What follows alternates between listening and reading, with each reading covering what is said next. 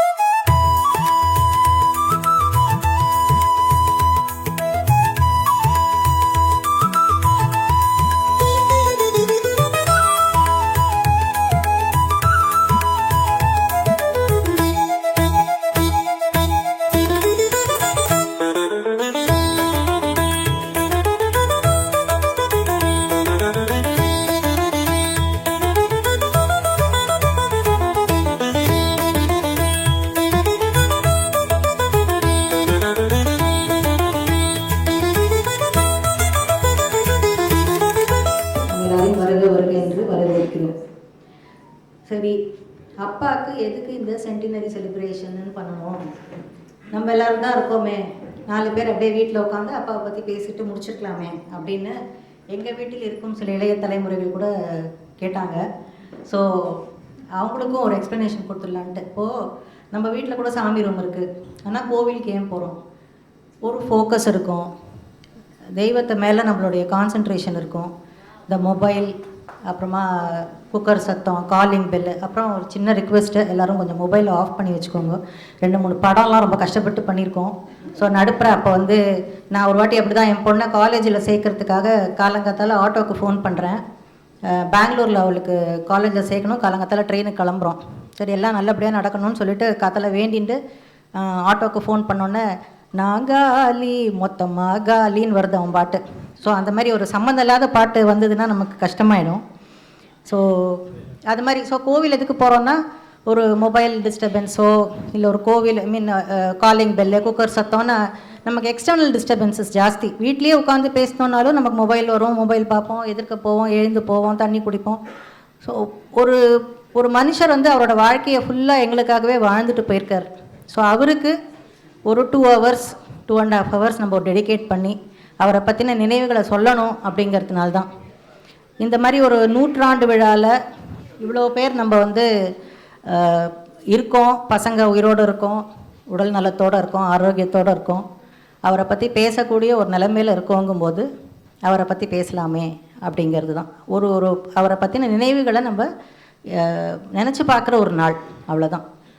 So ஒருத்தர் பிறந்தாங்க, இறந்தாங்கன்றதுக்கு அந்த இடைப்பட்ட காலத்தில் அவங்க எப்படி வாழ்ந்தாங்கங்கிறது தான் முக்கியம். அப்படி எங்களுக்காகவே அவருடைய லைஃப்பை டெடிகேட் பண்ணி வேறு அவருடைய சொந்த விருப்புகள் எல்லாத்தையுமே தள்ளி வச்சுட்டு எங்களுக்காகவே வாழ்ந்த ஒரு மனிதர். ஸோ அவருக்கு ஒரு ஆனர் பண்ணுற மாதிரி தான் இந்த சென்டினரி.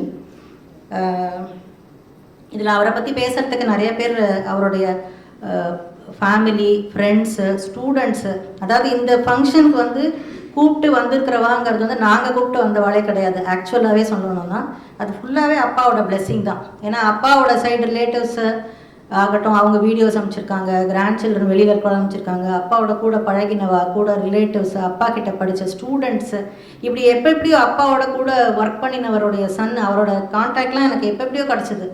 ஸோ ஆனால் கிடச்சிடுது. இவங்க வந்தால் நல்லா இருக்கும்ல அப்படின்னு நினைப்போம், அவள் கான்டாக்ட் கிடைக்கும், அவளை ஃபோன் பண்ணுவோம், கண்டிப்பாக வரோன்னு சொல்லுவோம். இப்படி தான் எல்லாருமே அமைஞ்சிருக்காங்க இந்த ஃபங்க்ஷனுக்கு. ஸோ அது என்டையர்லி அப்பாவே சேர்த்து வச்ச க்ரௌட், இது தானாக சேர்ந்த கூட்டம் மாதிரி இது.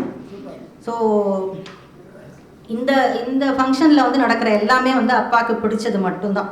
அப்பாவுக்கு பிடிச்ச பாட்டு, அப்பாவை பற்றின நினைவுகள், அப்பாவை பற்றின அவர் எப்படிப்பட்டவர் அப்படிங்கிற ஒரு டிஸ்கஷன்ஸு எல்லாமே அவருக்கு பிடிச்சதான் இருக்க போகுது. ஸோ அதனால் இந்த நியூ சாங்ஸோ நியூ இதுக்கோலாம் இடமே கிடையாது. ஸோ எல்லாமே அப்பாவுக்கு பிடிச்சது மட்டும்தான். அந்த வகையில் ப்ரேயர் சாங்கோடு ஒன்றுத்தில் ஆரம்பிக்கலாம் அப்படிங்கிறது. எங்கள் வீட்டில் பாட்டுங்கிறது எவ்வளோ ஒரு இன்டெகிரேட்டட் இதுன்றது எல்லாருக்குமே தெரியும். ஸோ அந்த ப்ரேயர் சாங்குமே வந்து அப்பாவுக்கு ரொம்ப பிடிச்சது. மஞ்சு ரொம்ப அடிக்கடி பாட சொல்லி கேட்பா. ஸோ அந்த ப்ரேயர் சாங்கோட இந்த செலிப்ரேஷனை ஆரம்பிக்கலாம்னு நினைக்கிறோம். மஞ்சு.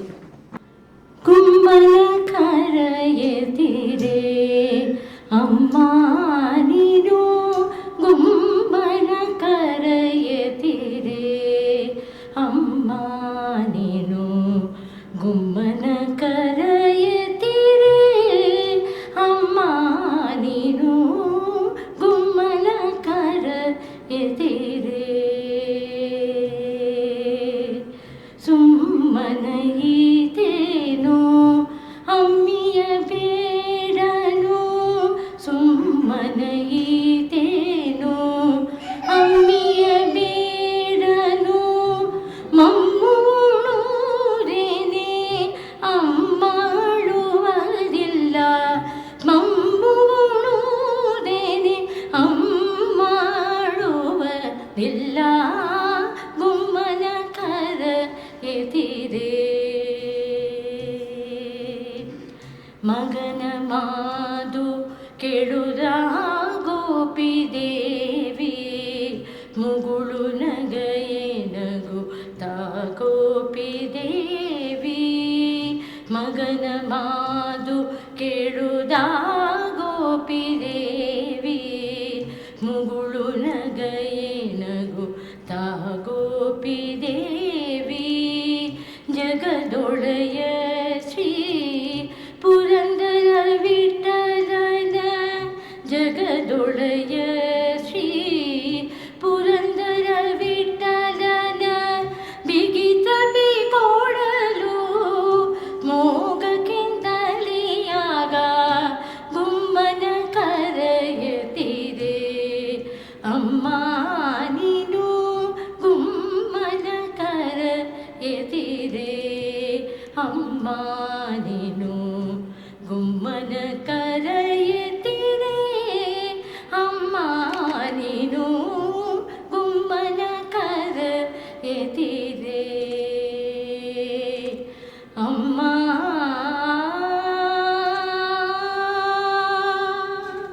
Thank you. இந்த பாட்டை அப்பா எத்தனையோ தடவை அவளை பாட வச்சுட்டு கூடவே பாடியிருக்கா. அந்த ஞாபகம் தான் வருது.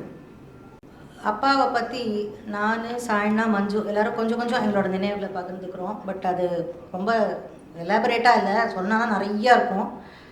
கொஞ்சம் ஸோ ஃபஸ்ட்டாக வந்து நான் லாஸ்ட்டு பொண்ணு இல்லையா, அதனால் நான் ஃபஸ்ட்டு. நான் ரொம்ப லேட் சைல்டு எங்கள் வீட்டில். அப்பாவுக்கு was 45 when I was born.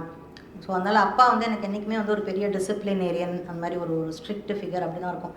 நான் அம்மா பொண்ணு, எல்லாருக்குமே தெரியும். அம்மா அம்மா அம்மா தான். அப்பா வந்து அப்படியே ஒரு ஒரு டிசிப்ளின் ஃபிகர் தான் எனக்கு. பட் மஞ்சுக்கு கல்யாணம் ஆன அப்புறமா எனக்கு சிட்டி பேங்க் கிடச்சதுக்கு அப்புறமா அப்பா கிட்ட ரொம்ப ஒரு க்ளோஸாக பழகிற வாய்ப்பே எனக்கு அப்புறம் தான் கிடச்சிதுன்னு நான் சொல்லுவேன். அப்பா கொஞ்சம் ஓப்பனாக பையன்கிட்ட பேச ஆரம்பிச்சது எல்லாமே அப்புறம் தான் யோசிக்கும் போது தான் நமக்கு புரியுறது. ஒரே ஒரு ஆள் சம்பாத்தியம், 5 குழந்தைகள், ஒய்ஃபு, அவர் இவ்வளோ அழகாக மேனேஜ் பண்ணியிருக்காரு. அதுக்காக நம்ம ரொம்ப கஷ்டப்பட்டு நாங்கள் இருந்தோம்னு சொல்ல முடியாது. ரொம்ப டீசெண்டான லைஃப் தான் எங்களுக்கு கொடுத்துருக்காரு. And very very practical man எங்கள் அப்பா. எந்த விஷயத்துக்காகவும் அவர் ரொம்ப சந்தோஷப்பட்டதாகவும் நான் பார்த்தது கிடையாது. இல்லை ரொம்ப இடிஞ்சு போய் உட்காந்து ஐயோ எல்லாமே போச்சு அந்த மாதிரி இடிஞ்சு போய் உட்காந்ததாகவும் நான் பார்த்தது கிடையாது. எல்லாத்தையுமே ரொம்ப ஒரு பேலன்ஸ்டாக அப்ரோச் பண்ணுவாள். அப்பா மைண்டில் என்ன போகிறதுன்னு நம்மளால் கண்டுபிடிக்கவே முடியாது.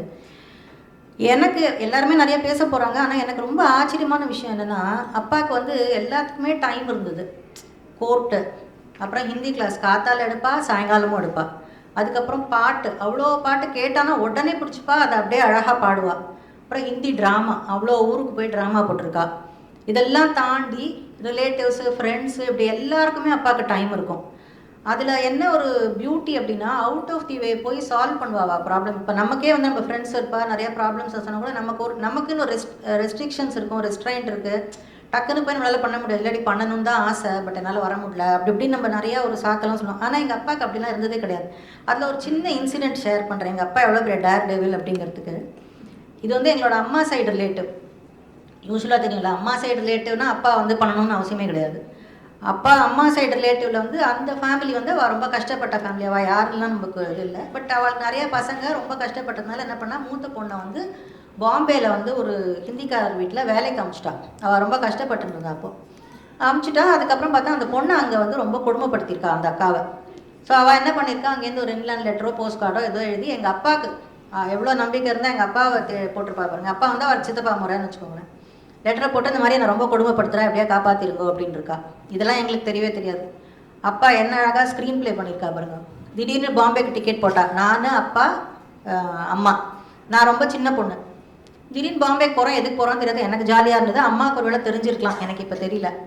ஸோ நாங்கள் போனோம். பாம்பேயில் போயிட்டு எங்கள் உறவுக்காரர் வீட்லேயே இறங்கினோம். ஃப்ரெஷ்அப் ஆகிட்டு நேராக இந்த ஹிந்திக்காரர் வீட்டுக்கு போகிறோம். போனோன்னா அப்பா நல்லா ஹைட்டாக ஃபேராக நல்லா ஜம்முன்னு இருப்பா. அப்பாவே ஒரு ஹிந்திக்காரர் மாதிரி தான் இருப்பார், ஜம்முன்னு இருப்பார். ஸோ போயிட்டு ரொம்ப இன்ட்ரடியூஸ்லாம் பண்ணிவிட்டு பயங்கரமாக ஹிந்தியில் ரொம்ப நல்லா பேசுவாள். அந்த ஆள்கிட்ட ரொம்ப இன்ட்ரடியூஸ் பண்ணலாம் பேசிவிட்டு, இந்த மாதிரி என்னோடய ரிலேட்டிவ் பொண்ணு தான் திடீர்னு வேலைக்கு அமிச்சிட்டா. ட்ரெஸ் எல்லாம் சரியாக இல்லை, கொஞ்சம் ஒரு 5-10 நிமிஷங்களோட வெளியில் அமிச்சதுன்னா இங்கே பக்கத்தில் மார்க்கெட்டில் கொஞ்சம் நல்ல ட்ரெஸ்ஸு வாங்கி கொடுத்து அனுப்புகிறேன் அப்படி. அந்த ஆள் பாவம் நம்பிட்டான். ஏன்னா இவர் இவ்வளோ நல்லா பேசுகிறாரு, நியாயமானவராக தான் இருப்பார் அப்படின்னு நினச்சிட்டு நம்பிட்டான். சரின்னு அமுச்சு விட்டார். வெளியில் வந்தது தான் தாமதம். டக்குன்னு ஒரு டாக்ஸியை பிடிச்சார். நேராக பாம்பே ஸ்டேஷனுக்கு வந்தார். அது என்ன டிக்கெட் வாங்கினாரோ எனக்கு அப்போல்லாம் தெரியாது. அப்படியே ட்ரெயினில் போட்டு கூட்டிட்டு சென்னை கூட்டின்னு வந்துட்டார். ஸோ இதெல்லாம் வந்து அவுட் ஆஃப் தி வேப்பே. அப்பா இதில் என்னென்னா ஸ்க்ரீன் ப்ளே வந்து அந்த ஆளுக்கு வந்து நாங்கள் ஒரு ஜென்யூன்னு புரியணும், அதுக்காக தான் இந்த ஃபேமிலி. இதில் நான் ஒரு சைல்டு கேரக்டரு. எதுக்கு என்ன கூட்டிட்டு போனோம்? ஏன்னா அவனுக்கு நம்பிக்கை வரணும் பாருங்கள். எவ்வளோ யோசிச்சிருக்கா. தனியாளாக போனால் அவன் அனுப்ப மாட்டான். இவ்வளோ டைம் எடுத்து அப்போல்லாம் பாம்பேக்கு டிக்கெட்டை போட்டுன்னு கூட்டின்னு போய் நான் இப்போ யோசிச்சு பார்க்குறேன், இவ்வளோவெல்லாம் இவர் வந்து யோசிச்சு பண்ணியிருக்காரு அப்படின்னு சொல்லிட்டு. அதுக்கப்புறம் வந்து எனக்கு வந்து எங்கள் வீட்லேயே எனக்கு ஒண்டி தான் வந்து அரேஞ்ச்டு மேரேஜ். மீது எல்லாருக்குமே லவ் மேரேஜ். எங்கள் அப்பாவுக்கு வந்து பெரிய ஷாக்கே என்னென்னா, ஏன்னா நீ யாரையுமே லவ் பண்ணலையா, இது நான் வந்து ஜாதகம்லாம் பார்த்து அரேஞ்ச்டு மேரேஜ் உனக்கு பண்ணணுமா அப்படின்னு தான் எங்கள் அப்பாவுக்கு பயங்கரமாக ஷாக்கு கொடுத்துட்டேன் நான். ஸோ பாவம் ரொம்ப கஷ்டப்பட்டு அப்புறமா கல்யாணம்லாம் நடந்தது. பக்கா தமிழ் அரேஞ்ச்டு மேரேஜ் எனக்கு. அதெல்லாம் எங்கள் அப்பாவுக்கு வந்து பழக்கமே கிடையாது. அவருக்கு வந்து ஒரு ஹீஸ் நாட் அ வெரி இந்த ரிச்சுவலிஸ்டிக் பர்சன்லாம் கிடையாது. எல்லாமே கரெக்டாக அப்படிலாம் பண்ண மாட்டேன். இப்படி ஏதோ இப்படி பண்ணுவார், அவ்வளோதான். அவருக்கு சாமி நம்பிக்கை உண்டே ஒழிஞ்சு இதிலலாம் ரொம்பலாம் பாவம் எனக்காக. ஆனால் அந்த 3 வேளை கல்யாணத்தையும் உட்காந்து எல்லாமே பண்ணார் பாவம். ஸோ அவருக்கு நான் கொடுத்த பெரிய ஷாக் அதுதான். அப்பா வந்து எதுவுமே எங்களுக்கு உட்கார வச்சு சொல்லி கொடுத்ததே கிடையாது, இப்படி பண்ணணும் அப்படி பண்ணணும்னு சொல்லிட்டு. அவரை பார்த்து நாங்கள் கற்றுண்டது தான். அதில் நாங்கள் கற்றுண்ட பெரிய ட்ரெயிட் என்ன தெரியுமா? ஆனெஸ்டி, நேர்மை. இது எதுக்காக நான் சொல்கிறேன்னா, அப்பா வந்து கோர்ட்டில் இருந்தார். அப்போ கோர்ட்டில் இருக்கும்போது இன்டர்பிரேட்டர் அப்பா டிரான்ஸ்லேட் பண்ணி மேஜிஸ்ட்ரேட்டுக்கு என்ன சொல்ல போகிறாரோ அதுதான் மேஜிஸ்ட்ரேட்டுக்கு புரியும். ஸோ அப்படி இருக்கும் பொழுது அப்பாவுக்கு நிறைய இது வந்திருக்கும். அந்த என்ன சொல்கிறது, லஞ்சம் வாங்கிறதுக்கான வாய்ப்புகள் நிறையாவே வந்திருக்கும். அதில் நாங்கள் வந்து இவ்வளோ பசங்க வேறு இருந்திருக்கோம். ஸோ நினச்சிருந்தா அப்பா வந்து he could have been dishonest also. But அப்பா கை நீட்டி எதுவுமே வாங்கினது கிடையாது. அவர் மேக்ஸிமம் பண்ணதெல்லாம் எப்படி தெரியுமா? அப்போல்லாம் சைக்கிளில் லைட்டு இல்லைன்னா வந்து கேஸ் போடுவாள். இது ஒரு கேஸுன்னு போட்டு அதுக்கு கூட்டின்னு போய் மொபைல் கோர்ட்டில் நிற்க வச்சு இது பண்ணுவான். ஸோ இந்த மயிலாப்பூரில் காய்கறி விற்கிற பசங்கள்லாம் மாட்டுவா அந்த சைக்கிள் இல்லாத கேஸில். ஸோ அந்த பசங்களெல்லாம் அப்பாவுக்கு நல்லா தெரியும். அந்த மேஜிஸ்ட்ரேட் கிட்டே வந்து நிற்கும் போது அப்பா தான் வேணும்ட்டு அப்படியே மிரட்டுற மாதிரி, என்னடா சைக்கிள் ஏண்டா இது இல்லாமல் வர, ஃபஸ்ட் டைம் அஃபெண்டரா, ஃபஸ்ட் டைம் சார், பாவம் sir, first time offend, next time பண்ண மாட்டேன்ல அப்படின்னு ஒரு மிரட்டிட்டு அமுச்சு விட்ருவார். ஸோ ஃபைன் இல்லாமல் வெளியில் வந்துடும் அந்த பசங்க. அது வந்து எவ்வளோனா அந்த காய்கறிக்காரெல்லாம் அது எவ்வளோ ஞாபகம் வச்சுருந்தானா, அப்பா ரிட்டையர் ஆனது 1983, அப்பா இறந்து போனது 1998. எவ்வளோ கேப்பு பாருங்கள். அது வரைக்கும் அப்பாவால் அவளுக்கு ஒன்றும் பெருசாக உபயோகம் இருக்கு போகுது. ஆனால் அப்பா போன போது அந்த ஃபுல் காய்கறிக்கார அத்தனை பேரும், மயிலாப்பூர்கார அத்தனை பேரும் வந்தா. நல்ல மனுஷன் போயிட்டாரேன்னு அப்படி அழுதா, எங்களை விட ஜாஸ்தி அழுதா. ஸோ அந்த ஒரு இதுதான் அப்பா சம்பாதிச்சது. அதே தான் எங்கள் பட்டனா வந்து டெலிஃபோன் இன்ஸ்பெக்டரானா, அப்போ டெலிஃபோன்ஸில் வந்து நமக்கு டெலிஃபோன் கனெக்ஷன் கிடைக்கிறதுங்கிறது வந்து ஒரு பெரிய ஜாக்பாட் அடிக்கிற மாதிரி. ஸோ பட்டனாக்கும் நிறைய ஆஃபர் வந்திருக்கும், எனக்கு கனெக்ஷன் கொடுத்துட்டு உன்னை கவனிச்சுக்கிறேன்ட்டு. ஸோ அவனும் கை நீட்டினதே கிடையாது. சாய்னா, மஞ்சு, நான் எல்லாருமே அதனால என்னென்னா, நாங்கள் எல்லாருமே நிறையா கஷ்டப்பட்டிருக்கோம். கஷ்டப்பட்டவங்க படலைன்னு நான் சொல்ல மாட்டேன். ஆனால் இன்றைக்கும் படுத்தா நிம்மதியாக தூங்கிடுவோம். அந்த ஒரே ஒரு விஷயம் வந்து அப்பா எங்களுக்கு கற்றுக் கொடுத்த ஒரு நேர்மை. அதனால தான் அந்த ஒரு பயம் எங்களுக்கு கிடையவே கிடையாது. சரி, இவ்வளோ பண்ணாரே, அப்போ உங்களுக்குலாம் எதுவுமே அப்பா விட்டுட்டு போகலையா, ஒரு சொத்துமே கிடையாதா அப்படின்னா, விட்டுட்டு போயிருக்கார். பெரிய சொத்து ஒன்று கொடுத்துருக்கார். அது என்னதுன்னா ஷீரடி சாய்பாபா. அப்பாவுக்கு ஷீரடி சாய்பாபானா ரொம்ப பிடிக்கும். பெருசாக அதை நான் சொன்ன மாதிரி சொல்கிறேன், அப்படியே பெரிய பக்திமான்லாம் கிடையாது அப்பா. ஆனாக்கா அவருக்கு வந்து ஷீரடி சாய்பாபாவோட ஒரு பெரிய ஒரு கனெக்ட் உண்டு. அந்த வியாழக்கிழமை அப்பா ஒரு சாய்பாபா பூஜை ஒன்று பண்ணுவாள். அதில் என்னென்னா பாட்டு எல்லாமே என்னென்னா ஷீரடியில் பாடுற அந்த தூப் ஆர்த்தி, காக்கடா ஆர்த்தி, மத்தியான ஆர்த்தி எல்லா பாட்டுகளையும் கம்பைன் பண்ணி எங்கள் அப்பாவே ஒரு கம்பைல் பண்ணியிருக்கா. அது எப்படி பண்ணான்னு தெரியாது. பட் அது ஒரு வியாழக்கிழமையும் பாடுவோம். அப்போ நாங்கள் எல்லோரும் சுற்றி நின்று கேட்டுன்னு இருப்போம். அந்த அந்த டிவைன் இதுக்குள்ளே எங்களை கொண்டு போனது அப்பா தான். அது இன்னி வரைக்கும் நாங்களும் வந்து அவாவா வீட்டில் நாங்கள் அந்த சாய்பாபா பூஜையை ஃபாலோ பண்ணுறோம்.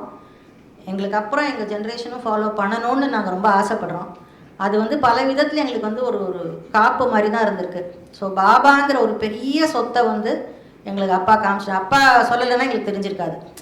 நாங்களும் ஒரு ரெகுலர் சாமி. பட் இப்போ ஷீரடி பாபாங்கிற ஒரு எவ்வளோ பெரிய விஷயங்கிறது வந்து அப்பானால தான் எங்களுக்கு கிடச்சிது. ஸோ இந்த ஃபங்க்ஷனில் வந்து நான் ஒரே ஒரு வீடியோ தான் ஷேர் பண்ணணும் உங்களோட நினைக்கிறேன். நாங்கள் இந்த ஃபங்க்ஷனில் ரொம்ப மிஸ் பண்ணுறது எங்கள் பட்டனாவை. 2022 இறந்து போயிட்டார். பட்டு இந்த சாய்பாபா பூஜையை உங்களுக்கெல்லாம் போட்டு காமிக்கணும், நாங்கள் என்ன பாடுறோம் அப்படிங்கிறத நாங்கள் நினச்சிட்டு இருக்கும்போது எனக்கு அதான் சொன்னேன், எல்லாமே டப்பு நம்ம மாதிரி இந்த வீடியோ கிடச்சிது. எப்பயோ ட்ரைவில் சேர்த்து வச்சுது. ஸோ நாங்கள் பாடினது, பட்டனா பாடினது எல்லாமே கிடச்சிது. ஸோ அதை ஒரு கம்பைல் பண்ணி போட்டு இதோட இந்த ப்ரோக்ராம் ஆரம்பிக்கிறோம். ஒரு 5 மினிட்ஸ் இருக்கும். அது கொஞ்சம் பொறுமையாக பாருங்க. ஆனால் இது வந்து என்னென்னா எங்கள் அப்பா பாடினது அதே அப்படியே நாங்கள் அதை ரிப்பீட் பண்ணுறோம், அவ்வளோதான். ஸோ அதை வந்து நீங்கள் எல்லோரும் பார்க்கணுன்னு கேட்டுக்கிறேன்.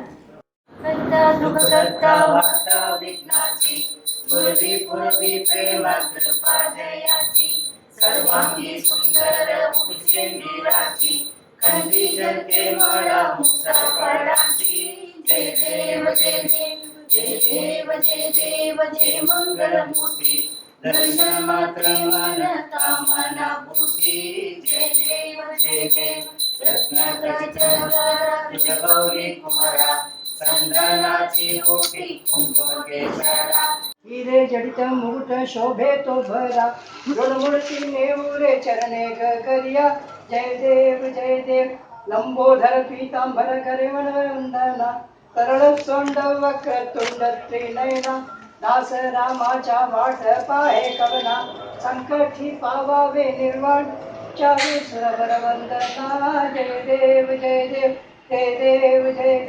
दत्तावधूता साई अवधूता जोडून करत चरणे ठेवी तो माता जय देव जय साई महाराज ओ साई महाराज आरतियो भावे तू आरतियो गिरज जय देव आरती साई बाबा सत्य दत्तार दीवा शरण रजाधरी द्यावा दसा विसावा भक्ता विसावा आरती साई बाबा जाणूनिय आनंद स्वस्वरूपी राहे रंग मुमुक्ष जनादावी निज डोला श्रीरंग आरती साई बाबा माझा निज प्रिय ठेवा तव चरण रज सेवा मागणे हेची लाता तुम देवादिदेवा आरती साई बाबा जयामणी जैसा भाव तया तैसा अनुभव दावीची दया धना तैसी तुझी माव आरती साई बाबा तुमच्या नाम ध्याता हरे संस्कृती व्यथा अघाध तव करणे मार्ग दाविसी नाता आरती साई बाबा 18 दिवसा गुरुवारी भक्त करीती वारी रघुपद पावया भव भय निवारी आरती साई बाबा कलियुगी अवतार सगुण ब्रह्म सचार अवतीर्ण जाला से स्वामी दत्त दिगंबर आरती साई बाबा दिन जात निर्मळ तोय निज सुख पागळे माधवाया तांबडा अपुरी भाक आरती साई बाबा। அப்பா அப்படின்னோடனே நினைவுக்கு வருது அவரோட கணீர் குரலும் அவர் இனிமையாக பாடுறதும் தான். ஸோ அவரோட செலிப்ரேஷனில் பாட்டு இல்லாமல் எப்படி?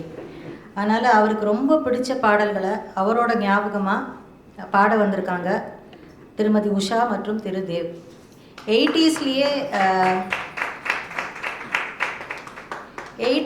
என்சாண்டர்ஸ் குழு ஆரம்பித்து சாய்னாவும் மஞ்சுவும் எவ்வளோ கச்சேரி பண்ணியிருக்கான்னு உங்கள் எல்லாருக்குமே தெரியும். ஆனால் இன்றைக்கி அவளே பாடிருக்கலாம், பட் என்னென்னா எல்லாரோடையும் பழகணும் எல்லாங்கிறது. Plus Usha and Dev are very good singers.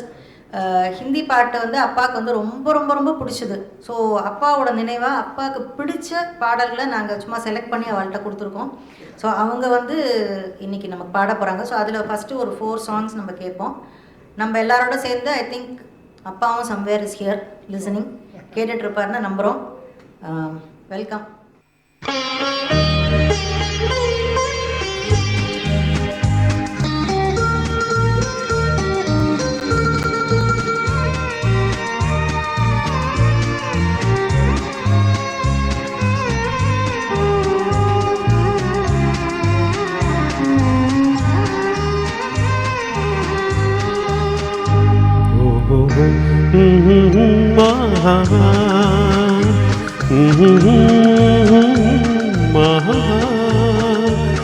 ये देख के दिल झूमा ली प्यारे अंगड़ाई दीवाना हुआ बादल सावन की घटा छाई ये देख के दिल झूमा ली प्यारे अंगड़ाई दीवाना हुआ बादल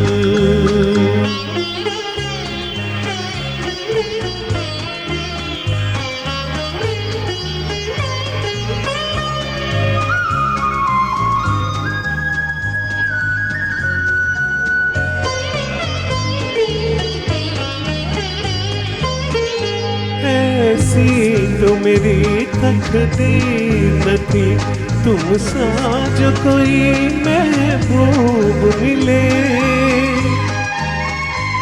दिल आज खुशी से पागल है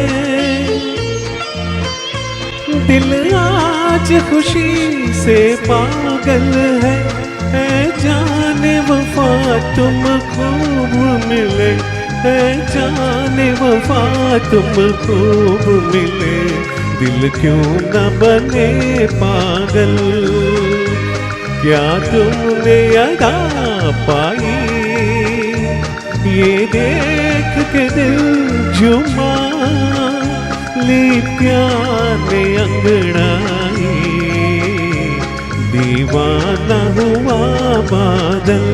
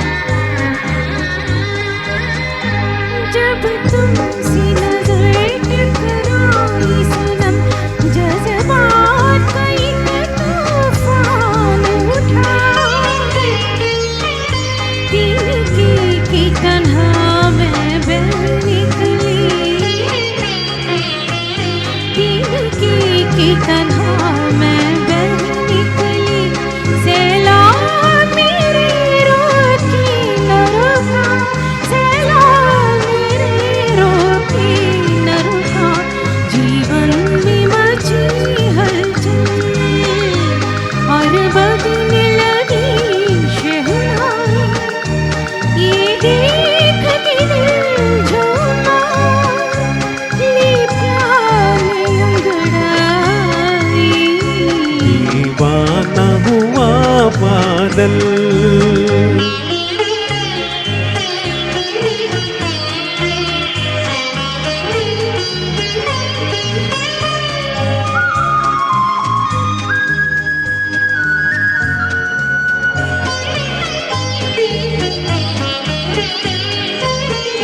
है आज नए अरमानों से आबाद मेरे दिल की नगरी, बरसों से खिज़ां का मौसम था, बरसों से खिज़ां का मौसम था।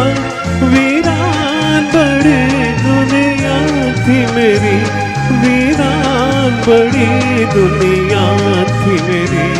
हाथों में तेरा आंचल आया के बाहर आई, ये देख के दिल जुमा ली प्यारे अंगड़ाई। दीवाना हुआ बादल, सावन की घटा छाई, ये देख के दिल झूमा ली प्यारे अंगड़ाई। दीवाना हुआ बादल, सावन की घटा छाई, ये देख के दिल झुमा ली प्यारे अंगड़ाई। दीवाना हुआ बादल।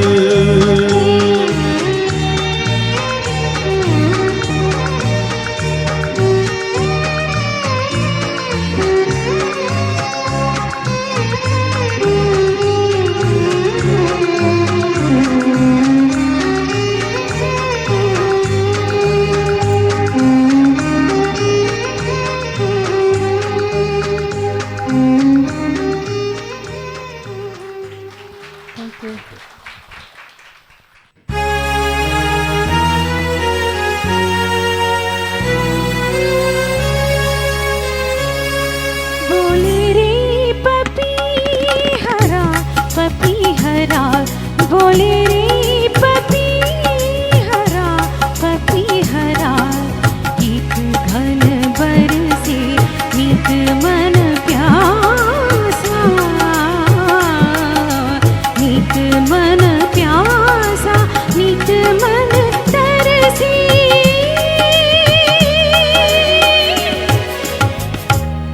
बोले रे पपी हरा, बोले रे पपी हरा, बोले रे पपी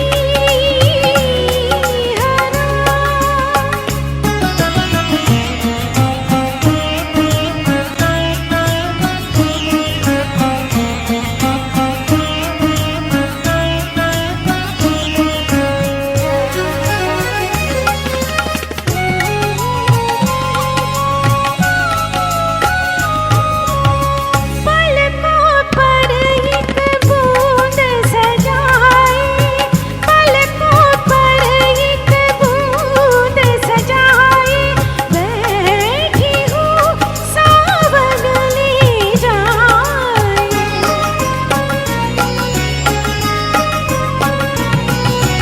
बैठी हूँ सावन ले जाए, जाए पी के देश में बरसे, जाए पी के देश में बरसे।